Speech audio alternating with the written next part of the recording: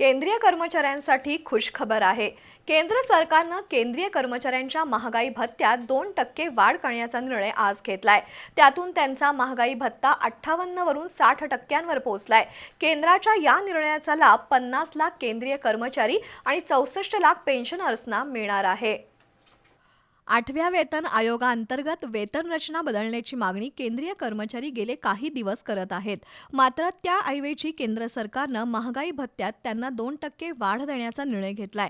त्यामुळे सध्या मिळणारा 58% महागाई भत्ता 60%वर पोहोचलाय। दरवर्षी साधारणपणे मार्च महिन्यात महागाई भत्ता वाढीचा निर्णय घेतला जातो। मात्र यावेळी प्रथमच एप्रिलच्या 3ऱ्या आठवड्यात हा निर्णय झालाय।